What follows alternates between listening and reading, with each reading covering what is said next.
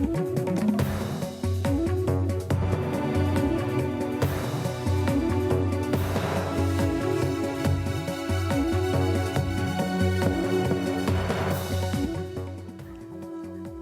मैं रविश कुमार। गुड़गांव जब गुरुग्राम हुआ तब किसी ने यह तो नहीं कहा था कि ट्रैफिक जाम नहीं लगेगा।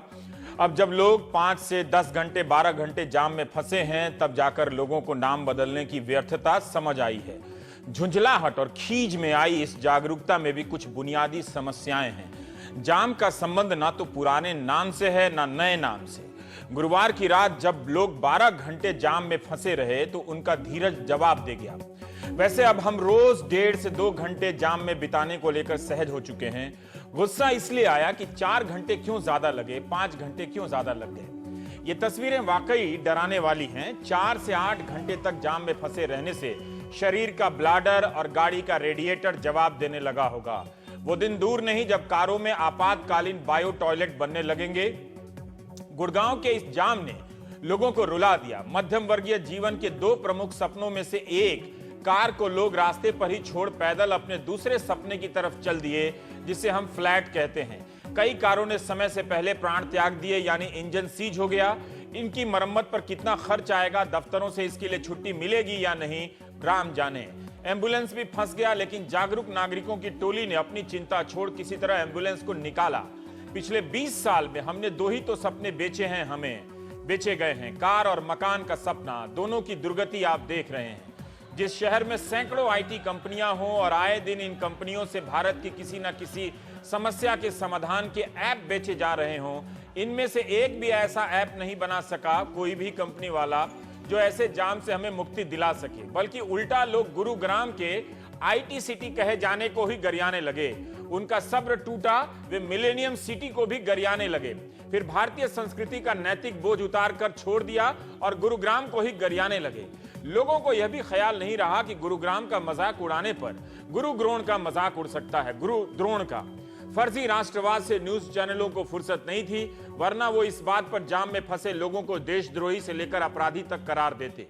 बच गए गुरुग्राम वाले। ट्विटर पर जब जाम की तस्वीरें वायरल होने लगी तो कारों की रोशनी दरअसल उस अंधेरे की तरह नजर आने लगी जिससे पार पाने का रास्ता किसी को सूझ नहीं रहा था। लोगों को लगा कि ट्वीट कर देने से शहरी व्यवस्था में सुधार आ जाएगा, सरकार इमेज बचाने के लिए कुछ करेगी। जैसा लोगों का सतही गुस्सा, वैसा ही सरकार का सतही उपाय और आश्वासन। सूचना आई कि 2 अधिकारी गुड़गांव भेजे जा रहे हैं। हे जनता जनार्दन, थोड़ा तो समझिए। 2 अधिकारी जाकर दशकों से गुड़गांव में पैदा की गई समस्या का निदान नहीं कर सकते हैं। अब हम उस ट्विटर जगत की प्रतिक्रियाओं की बात करते हैं जिसके 5000 साल पहले ही आविष्कार हो जाने को लेकर अभी तक किसी ने दावा नहीं किया है।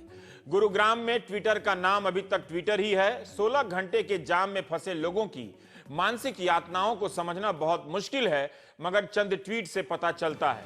इस ट्वीट में सज्जन कह रहे हैं कि गुड़गांव से गुरुग्राम सिर्फ नाम नहीं, सरकार हमें गुरु द्रोणाचार्य के युग में ले जाना चाहती है। 5000 साल पहले बैलगाड़ी ले लो। एक और सज्जन है, वो गुस्से में कहते हैं कि लोगों ने सुशासन के लिए हरियाणा में बीजेपी को वोट दिया, लेकिन एमएल खट्टर ने सत्यानाश कर दिया। गुड़गांव एक झील है, शहर नहीं, उन्हें हटाइए। वो अमित शाह को भी टैग कर देते हैं। दूसरे सज्जन कहते हैं कि हर शहर जिसका भारतीयता के लिए नाम बदला गया, कोई फायदा नहीं हुआ। बॉम्बे, बेंगलोर, मद्रास, कोलकाता, कलकत्ता, गुड़गांव। एक और सज्जन कहते हैं कि मुझे लगता है अब समय आ गया है कि गुड़गांव में ओला शुरू करे, ओला बोट, ओला क्रूज, ओला सबमरीन। एक और सज्जन ने ट्वीट किया कि अच्छा, ये मिलेनियम सिटी है, स्मार्ट सिटी है। ओह, एमएल खट्टर ये सुनिश्चित कर रहे हैं कि अपने नए नाम गुरुग्राम की तरह है। एक और सज्जन का ट्वीट, गुरुग्राम को मिलेनियम सिटी कहा जाता है, लेकिन ऐसा लगता है कि ये अगली सदी में सिटी बन पाएगा, गुरुग्राम या गुड़गोबर। एक और ट्वीट है कि ट्रैफिक की समस्या की वजह से स्कूलों ने छुट्टी घोषित की है। मिलेनियम सिटी गुड़गांव में आपका स्वागत है। हरियाणा की करीब 35% आय गुड़गांव से आती है। गुड़गांव के कई नाम हैं। ये गुस्सा देखिए और गुस्से से आपको पता चलेगा कि हम किस तरह से प्रतिक्रिया व्यक्त करते हैं। कई नाम है गुड़गांव के। गुरुग्राम नाम की घोषणा हुई है, मगर नोटिफिकेशन जारी नहीं हुआ है। सरकार के पास वक्त नहीं मिला नोटिफिकेशन जारी करने का, मगर मीडिया ने गुरुग्राम लिखना भी शुरू कर दिया। हिंदुस्तान टाइम्स ने 21 मई 2016 को जिलाधिकारी टीएल सत्यप्रकाश का बयान भी छापा है कि गुरुग्राम करने का कोई नोटिफिकेशन जारी नहीं हुआ है। एक अन्य जो रेजिडेंट वेलफेयर एसोसिएशन के अध्यक्ष हैं राठी साहब, वो भी कह रहे हैं कि नोटिफिकेशन जारी नहीं हुआ है। शुक्रवार को जिलाधिकारी ने यानी आज जो आदेश जारी किए हैं उसमें भी गुरुग्राम नहीं लिखा है बल्कि गुड़गांव लिखा है, जबकि गुरुग्राम करने की घोषणा 12 अप्रैल को हुई थी। जब नाम बदलने में इतना टाइम लग जाता है तो समझिए नाला बनाने में, ट्रैफिक लाइट लगाने में साल, 10 साल, 20 साल तो लगेंगे। इतना ऐप बना लो, ऐप से खुश हो जाओ। गुरुग्राम से पहले लोगों ने गुड़गांव को प्यार दुलार से भारत का सिंगापुर कहा, IT सिटी कहा, मिलेनियम सिटी कहा। अब वहां के निवासी इन्हीं नामों का माखौल उड़ा रहे हैं, यहां तक कि गुरु द्रोण के का भी मजाक उड़ाने लगे। मौके की नजाकत को देखते हुए ऐसी बातों पर आहत होने वालों की टोली भी इग्नोर कर रही है। अच्छा ही है, वैसे भी लोग आधुनिक शहर की हालत से नाराज हैं। पौराणिक काल में ट्रैफिक जाम तो होता नहीं होगा। बहरहाल जाम से इतना खौफ फैल गया कि प्रशासन ने स्कूलों को बंद कर दिया और वो धारा 144 लगा दी गई, जो हर धारा के वक्त लगा दी जाती है। चाहे आप हिंदुस्तान में धारा के साथ बहें या धारा के खिलाफ बहें, धारा 144 के बिना आप कहीं भी नहीं बह सकते हैं। बाढ़, सुखाड़, तूफान, धरना, प्रदर्शन, सब में धारा 144 ही काम आती है। प्रशासन की निगाह में प्राकृतिक और जनतांत्रिक दोनों ही आपदा हैं, इसलिए धारा 144 जनतांत्रिक उभार को रोकने में लगती है, वही प्राकृतिक तूफान के वक्त भी लगती है। धारा ब्रांड के सरसों तेल की बात नहीं कर रहा हूं। गुड़गांव के जिलाधिकारी ने कहा है कि गुड़गांव में अप्रत्याशित बारिश हुई है। बहुत सारा पानी दिल्ली से गुड़गांव में आ रहा है। कार के इंजन फेल हो गए। 12 घंटे से ज्यादा समय से कई जगहों पर जाम है। अगले 15 दिन में भारी बारिश की आशंका को देखते हुए मैं धारा 144 लगाने के आदेश दे रहा हूं। सारी एजेंसियों को आदेश दिया जाता है कि वे सही दरों पर उपकरणों को किराए पर लेकर शहर में लगे जाम से मुक्ति के काम में जुट जाएं। ठेकेदारों को सिविक एजेंसियों के साथ सहयोग करना होगा, इसका आदेश दिया जाता है। प्रशासन सतर्क हो गया है। जिलाधिकारी ने आदेश दिया है कि सितंबर के अंत के लिए निगम आयुक्त वो पर्याप्त संख्या में होम गार्ड की तैनाती कर दें। इनसे ट्रैफिक प्रबंधन का काम कराएं, सिविक एजेंसी का काम कराएं। जैसे होम गार्ड को शायद इसकी ट्रेनिंग दी जाती होगी। इन पर जो खर्चा आएगा उसे शीतला माता मंदिर बोर्ड के CEO हैं, वो उसका खर्चा दे देंगे। गुड़गांव की समस्या को लेकर क्या हम सही तरीके से प्रतिक्रिया व्यक्त कर रहे हैं? अगर वहां करोड़ों रुपए के फ्लैट हैं तो गुड़गांव निगम को के नगर निगम को टैक्स भी उतने ही मिलते होंगे। न्यू गुरुग्राम की 100 के करीब रेजिडेंट वेलफेयर एसोसिएशन है और इनकी एक शीर्ष संस्था है गुड़गांव सिटीजन काउंसिल। इन्हीं के एक अध्यक्ष हैं RS राठी साहब, जिनसे हमने कुछ बात की, वो मैं आपको बताना चाहता हूं। उनके अनुसार यहां पर बुनियादी ढांचा बनाने का काम हुडा का है, Haryana development authority. Master road, master sewage, master drainage, water supply वगैरह वगैरह बनाने का काम हुडा का है। हाउसिंग सोसाइटी के भीतर का ढांचा, जो सपनों की शहर की सिटी होती है, सड़क से लेकर सीवेज तक बिल्डर के जिम्मे आया। एक तरह से सरकार के जिम्मे बाहरी सड़क या नाले वगैरह बनाने के काम कम ही रह गए। राठी साहब ने बताया कि यहां के रेजिडेंट वेलफेयर एसोसिएशन की तरफ से बाहरी विकास के नाम पर 17,000 करोड़ रुपए हुडा को दिए गए तरह तरह के टैक्स में।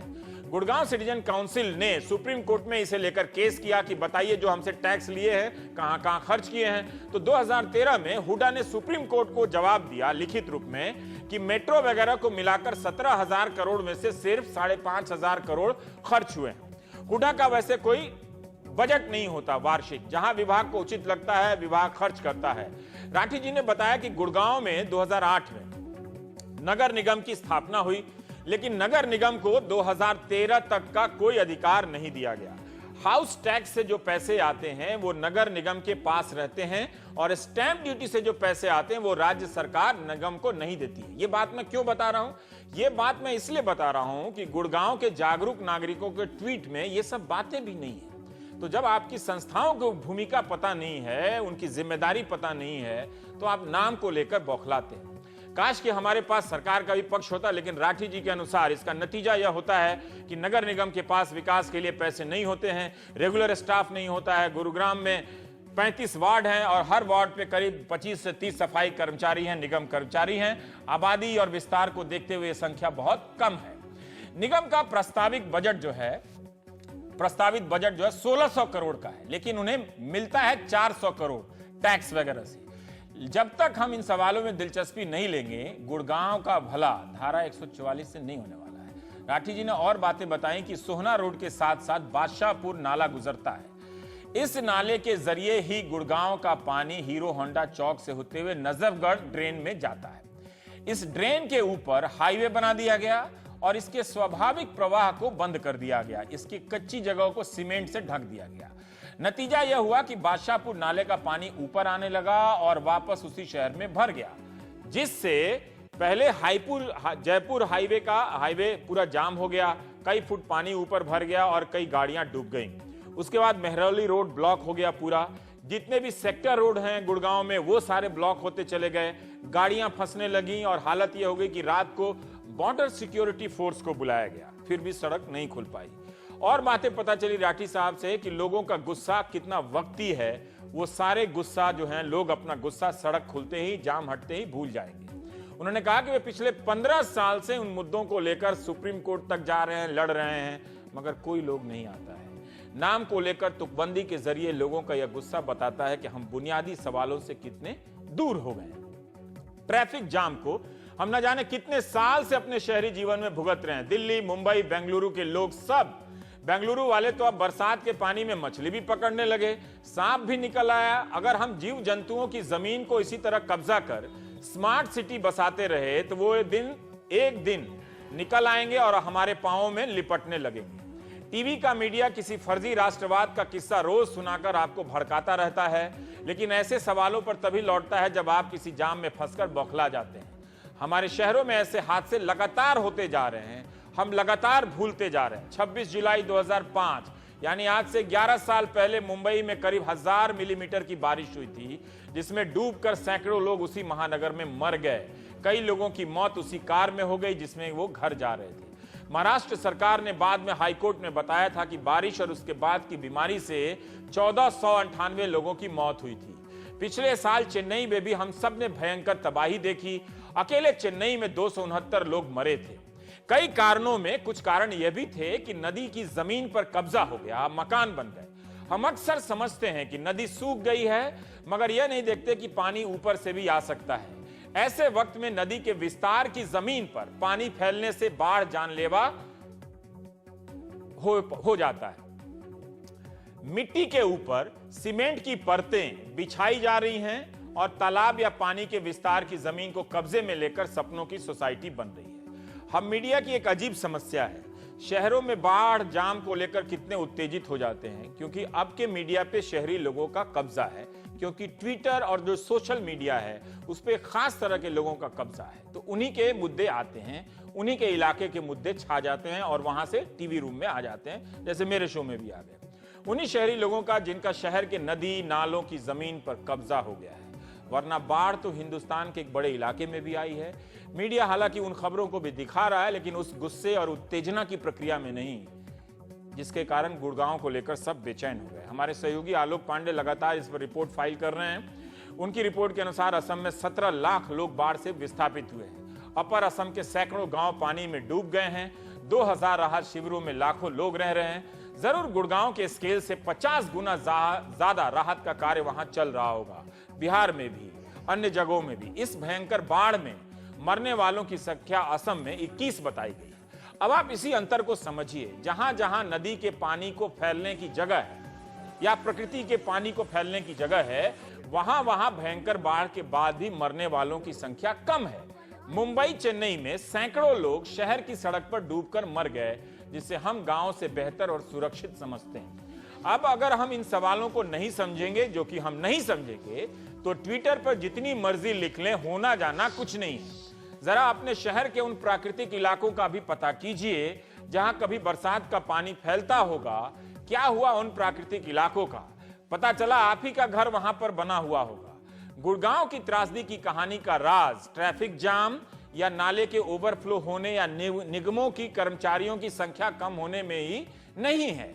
इन तस्वीरों में भी है जो आप देख रहे हैं। जब आप शहर में सिर्फ कारों के निकलने का रास्ता बनाएंगे, पानी के निकलने का रास्ता नहीं बनाएंगे, तो ऐसी स्थिति का सामना करना पड़ेगा। आने वाले दिनों में इससे भी बुरी स्थिति होने वाली है। गुड़गांव के जाम को गुरु जाम कहा जा रहा है। गुरु शब्द की ऐसी फजीहत हमने हाल फिलहाल में कभी नहीं सुनी। प्राचीन काल में गुरु होना कितना अच्छा होता होगा, मैं तो था नहीं। आधुनिक काल में गुरु का मतलब अब गुरु जाम हो जाएगा, इसकी भविष्यवाणी मैंने किसी ग्रंथ में नहीं पढ़ी। गुड़गांव में 40 से 50 मिलीमीटर के बीच बारिश हुई। जिलाधिकारी कहते हैं अप्रत्याशित है, लेकिन मौसम विभाग के अधिकारियों से बात कीजिए तो दबी जुबान में कहते हैं कि मानसून के दिनों में यह बारिश बहुत भयंकर नहीं है, आम ही मानी जाती है। फिर भी ऐसी हालत क्यों हुई? तो हम नागरिकों से बात करेंगे। हमारे साथ राठी साहब हैं जो गुड़गांव सिटीजन काउंसिल के अध्यक्ष हैं, और कई लोग जाम से गुजरे हैं। वो लोग स्काइप के जरिए हमारे साथ हैं, अपने अपने घरों से। हम उनसे भी बात करेंगे।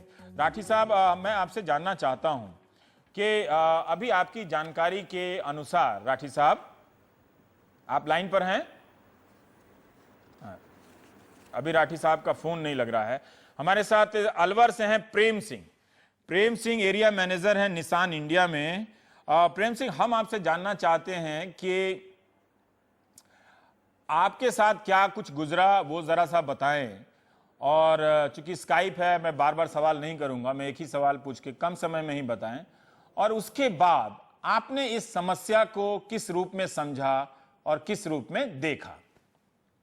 प्रेम सिंह। रवीश जी नमस्कार। ये प्रॉब्लम से मैं कल से फेस कर रहा हूँ। कल मैं गाजियाबाद से गुड़गांव आ रहा था, तो गाजियाबाद से गुड़गांव आने में मेरे को लगभग 4 घंटे लग गए। उसमें 2 घंटे मेरे को सिर्फ गुड़गांव में लग गए। बेसिकली मेरे को 2 किलोमीटर कवर करने में 2 घंटे लग गए। पानी इतना ज्यादा था, मेरे को हर समय वो डर लगा रहता था कि मेरी गाड़ी बंद ना हो जाए। सुबह मेरे को अलवर आना था अपने एक मतलब डीलर विजिट पे। तो जनरली मैं मॉर्निंग जाता हूँ, इवनिंग आ जाता हूँ अलवर से। आज ऐसा ही रूटीन था। 8 बजे मैं निकला एंड 8 बजे निकला मैं, और मेरे को अलवर पहुंच जाना चाहिए था 10 साढ़े 10 बजे तक। लेकिन मेरे को सिर्फ जाम निकलने में 6 घंटे लगे गुड़गांव के। ठीक है, तो जो अभी इस पे लाइक आपने सही वो दिखा रहे थे, जो आपकी सड़कें तो बन जा रही है, लेकिन वो जो पानी के लिए ड्रेनेज वगैरह चाहिए वो नहीं बन पा रही है। और उसके लिए ऐसा कुछ प्रोग्रेस भी नहीं दिख रहा है। आप रास्तों पे देखेंगे बड़े बड़े खड्डे पड़े हुए हैं। मैं कल अपने सोसाइटी के गेट में जा रहा था, मेरी गाड़ी वहीं बंद पड़ गई। सो ये काफी दिक्कत हो रही है आम पब्लिक को। और उस समय आप जब फंसे रहोगे, आपके पास पानी भी नहीं है। इवन आपको अगर नेचर कॉल भी आ जाए, आप नहीं जा सकते हो। 6 घंटे आपको गाड़ी में ही बैठना है। सो ये काफी मतलब ओवरऑल एक प्रॉब्लम। हम गुड़गांव को एज ए टेक्नोक्रेट सिटी देखते हैं। टेक्नोलॉजी इतनी एडवांस है, इतनी आईटी कंपनीज है, मैन्युफैक्चरिंग हब है, बट बेसिक चीजें नहीं है। और आप कितने साल से गुड़गांव में रह रहे हैं प्रेम सिंह जी? ये मेरा नया एक्सपीरियंस है। मैं तो पहले टूर पे आता था, अभी मैं 3 महीने से गुड़गांव आया रहने के लिए। सो इससे पहले मैं कलकत्ता में था, लखनऊ में था या बैंगलोर में था, बट ये वर्स्ट सिचुएशन से मैं पहली बार ऐसा फेस किया, जहां मेरे को 2 किलोमीटर पार करने के लिए भी 6 घंटे लगते हैं। 6 घंटे लगे आपको? और आप घर कब पहुंचे आप? मैं तो घर ही नहीं पहुंचा, मजबूरी में मेरे को आज अलवर में होटल लेकर रहना पड़ा इमरजेंसी में। अब मैं कल पहुंच पाऊंगा घर कितने बजे मेरे को पता नहीं है। अरे बाप रे। नीना खन्ना जी हमारे साथ, आप एनआरआई हैं, ऑस्ट्रेलिया से आई हैं। मैं नीना जी आपसे जानना चाहता हूं कि लोगों की मैंने प्रतिक्रिया देखी कि आईटी सिटी में ऐसा हो गया, वैसा हो गया। आप कितने दिनों से गुड़गांव में रह रही हैं और आपके साथ क्या कुछ गुजरा, पहले आप वो बताइए, फिर मैं आगे पूछता हूं आपसे। नीना जी। मैं ऑस्ट्रेलिया से आई हूँ और मैं पिछले 2.5 महीने से गुड़गांव में रह रही हूँ। यहाँ पर हम साल में 2 बार इंडिया में आते हैं, क्योंकि हमें अपने देश से बहुत प्यार है। और बच्चे नहीं भी आए तो भी मुझे आना बहुत अच्छा लगता है। लेकिन कल जो मंज़र हमने यहाँ पर देखा और जिस खौफनाक दृश्य को देखा, उसे देखकर कल पहली दफ़ा मुझे ऐसा महसूस हुआ कि यहाँ पे रहने के लिए हमें कितनी मुश्किलों का सामना करना पड़ता है। कल मैं दिल्ली गई थी 3 बजे करीब, और शॉपिंग करके मैं 5:30 और 5:45 के लगभग वहाँ से वापस चल गई थी। और जब वापस चले तो हमें NH8 से आते आते ही करीब 2 घंटे लग गए थे। और मेरा घर सोना रोड पे है, यूनिवर्स गार्डन। और नॉर्मली हम लोग एग्जिट 10 से लेफ्ट लेके अंदर आ जाते हैं। तो जैसे ही हम लोग वेदांता वाली रोड के ऊपर अंदर गए, 2.5 फुट के करीब पानी था वहाँ पे। गाड़ियाँ बिल्कुल रेंग रही थी धीरे धीरे, बहुत मुश्किल से एक गाड़ी आगे धीरे से निकलती थी और फिर थोड़ी देर रुक जाती थी। बहुत ही स्लो मूवमेंट थी ट्रैफिक की, और लोगों ने अपने जूते हाथ में उठाए हुए थे और लेकर के उसको पानी में कुछ चल रहे थे। कुछ गाड़ियाँ रुक गई थी, बंद हो गई थी, बसें रुकी हुई थी, आधा आधा कार का भाग पानी में डूबा हुआ था। तो मैं ये बहुत ही भयानक मंजर मैंने कल ये देखा, जो मैंने कभी सोचा भी नहीं था। बहुत साल पहले मैंने सुना था कि बम्बई में ऐसा हुआ है और लोग रात में गाड़ियों में सोए हैं और उनके पास खाने के लिए भी कुछ नहीं था और कई लोगों की तो मौत भी हो गई, लेकिन ऐसा कभी देखा नहीं था। और कल इसको देखकर मैं बहुत घबरा गई। मैं रात में मेडिसिन लेती हूँ, मेरे पास मेडिसिन भी नहीं थी, और वेदांता के वाली रोड से जब हम लोग चले तो कम से कम 1.5 से पौने 2 घंटे के बाद हम लोग मेन चौराहे वाली लाइट पे आए, और वहाँ से हम लोग राइट मुड़कर अपने घर की तरफ सुभाष चौक की ओर आते हैं। वहाँ मुड़ने के बाद से तो ट्रैफिक बिल्कुल हिल ही नहीं रहा था। धीरे धीरे किसी तरह करते करते जब फ्लाईओवर के पास पहुँचे तो पता चला घर जाने का रास्ता ही बंद है। तब हमने सोचा कि फ्लाईओवर के ऊपर से उतरकर नीचे से यू टर्न लेके किसी तरह आ जाते हैं। फ्लाईओवर से नीचे उतरे तो वहाँ पर ट्रक और ट्रेलर और इस तरह के बहुत सारे गाड़ियाँ सामने आ रही थी। हम लोग दूसरी साइड से जाने की कोशिश कर रहे थे लेकिन जा नहीं पाए। इस बारिश फिर मुड़ के हमने वापस उसी सड़क पे यू टर्न लेके वापस जी आप वहीं वापस आने का मैं ये जानना चाहता हूँ नीना जी, जब आप ऑस्ट्रेलिया से आई और फिर इस घटना से पहले जिस गुड़गांव को आप देख रही थी, जो शायद आपको अच्छा भी लग रहा हो कि आप इंडिया आई हैं, तो आपको ज़रा भी लगा कि इसके सिस्टम में कुछ प्रॉब्लम है जो ऐसी स्थिति में पहुंचा सकता है हमें कभी? जी, इंफ्रास्ट्रक्चर बिल्कुल नहीं है, पानी की निकासी का कोई साधन नहीं है। नाले जो हैं वो बड़े बड़े बनाए हैं, बल्कि उसमें से पानी निकलने की बजाय ऊपर भर जाता है। हमारे गेट के बाहर ही थोड़ी सी भी बारिश होती है तो बाहर जाना आना मुश्किल हो जाता है। काम करने वाली जो मेड हैं उन लोग को बहुत परेशानी का सामना करना पड़ता है। हमारे गेट के बाहर दवाइयों की एक दुकान है, और कल बहुत मुश्किल हुई मुझे तो सुबह दवा के लिए भेजा, वहाँ पर भी उनकी दुकान में पानी भरा हुआ था, वो लोग कोई दवाई नहीं दे पा रहे थे। तो यहाँ आके लगता नहीं है कि अब ये रहने वाली जगह है। इनफैक्ट मैंने तो कल ये सोचा था कि मैं यहाँ से शिफ्ट ही कर जाऊँगी। दिल्ली भी हम बहुत साल रहे, लेकिन ऐसी कभी भी ऐसी स्थिति और भयंकर स्थिति में का सामना नहीं करना पड़ा जो कल रात को हमने किया। जी, पुलकित दत्ता हमारे साथ, मैकेनिकल इंजीनियर। उसके बाद हम राठी साहब से बात करेंगे। पुलकित, मैं राठी साहब से जब बात कर रहा था, आपको भी 5-6 घंटे मेरे ख्याल से लगे घर पहुंचने में। हाँ, मुझे नहीं पता कि आम दिनों में आप कितने वक्त में घर पहुंच जाते हैं, लेकिन मैं आपसे जानना चाहता हूं कि राठी साहब की एक शिकायत थी कि गुड़गांव में इतने सक्षम लोग हैं, पढ़े लिखे लोग हैं, लेकिन जब भी वो इंफ्रास्ट्रक्चर को लेकर सवाल उठाते हैं, शहर के म्यूनिसिपल कॉरपोरेशन को लेकर सवाल उठाते हैं, टैक्स को लेकर सवाल उठाते हैं, वही लोग साथ नहीं देते, वही लोग इन सवालों को महत्वपूर्ण सवाल नहीं मानते। की याद बहुत दिल दहलाने वाली है। मैं एक ही सड़क पे, सोना रोड पे, we are all used to jams, हम गाड़ी में जाम के सब यूज्ड टू हैं, लेकिन कल 4 घंटे एक ही सड़क पे, एक ही स्पॉट पे जो एक नज़ारा या जो मंजर देखने के लिए मिला, वो सिर्फ एक दिक्कत वाला नज़ारा नहीं था, एक दिल दहलाने वाला और उससे भी ज़्यादा एक शर्मनाक इंसिडेंट था। मुझे इतनी एम्बैरेसमेंट या शर्म फील नहीं हुई कि क्या हम सच में सो कॉल्ड मिलेनियम सिटी में रह रहे हैं। मैं उस सड़क पे अगर आपको एक्सप्लेन कर सकूं, सोना रोड एक काफ़ी पॉपुलर और एक बहुत मेन बिजनेस सेक्टर की एक मेन रोड के ही जा सकती है, विद बहुत बड़ी कंपनीज और आईटी कंपनीज और वो सब इंस्टीट्यूट्स वहाँ पे हैं। लेकिन कल जिस तरह से मैंने लोगों को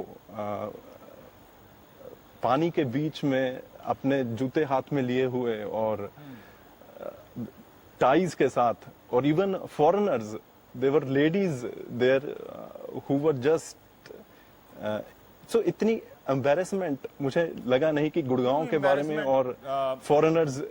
पुलकित साहब, मैं जानना चाहता हूं कि एम्बेरसमेंट क्यों हो रहा था। ये तो दुनिया के हर शहर में जिस तरह से शहर बसाने के पैटर्न हैं वो हर जगह लगभग इसी तरह के हैं। अब हिंदुस्तान के तमाम शहरों में मैं यही पूछ रहा था कि इससे पहले, इस शर्मनाक स्थिति तक पहुंचने से पहले, जो गुड़गांव के जो रेजिडेंट हैं, जो उसके नागरिक हैं वहां के, उनकी हिस्सेदारी क्यों नहीं थी कि शहर में बुनियादी ढांचा नहीं है, कुछ ही संगठन या कुछ ही लोगों की जिम्मेदारी क्यों बनकर रहेगी कि वो सुप्रीम कोर्ट तक जाएं और केस करें।